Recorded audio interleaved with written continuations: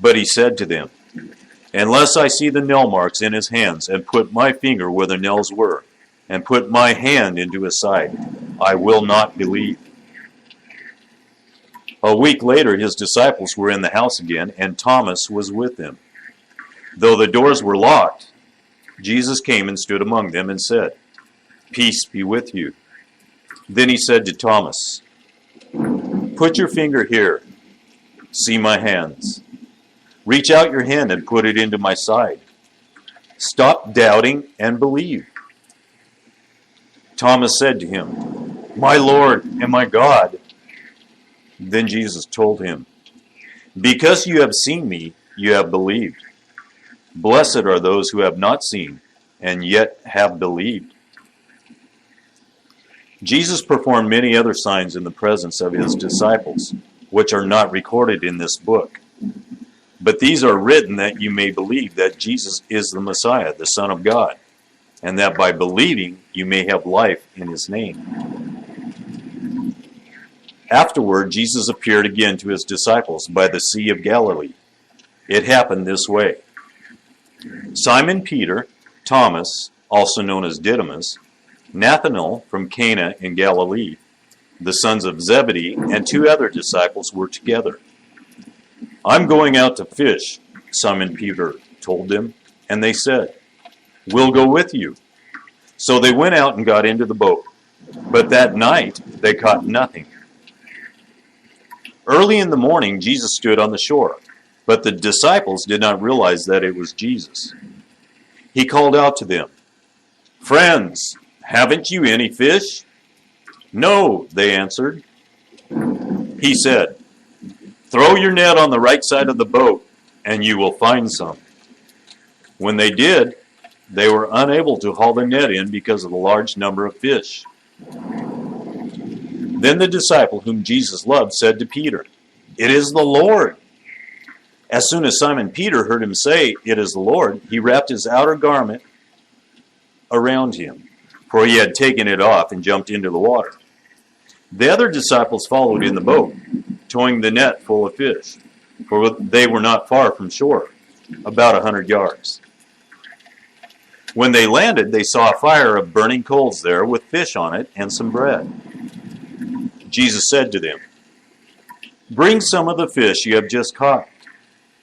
So Simon Peter climbed back into the boat and dragged the net ashore. It was full of large fish, 153. But even with so many, the net was not torn. Jesus said to them, "Come and have breakfast." None of the disciples dared ask him, "Who are you?" They knew it was the Lord. Jesus came, took the bread, and gave it to them, and did the same with the fish. This was now the third time Jesus appeared to his disciples after he was raised from the dead. When they had finished eating, Jesus said to Simon Peter, "Simon, son of John, do you love me more than these?" "Yes, Lord," he said, "you know that I love you." Jesus said, "Feed my lambs." Again, Jesus said, "Simon, son of John, do you love me?" He answered, "Yes, Lord, you know that I love you." Jesus said, "Take care of my sheep." The third time he said to him, "Simon, son of John, do you love me?" Peter was hurt because Jesus asked him the third time, "Do you love me?" He said, "Lord, you know all things. You know that I love you." Jesus said, "Feed my sheep.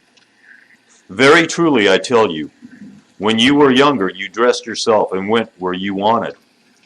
But when you are old, you will stretch out your hands, and someone else will dress you and lead you where you do not want to go."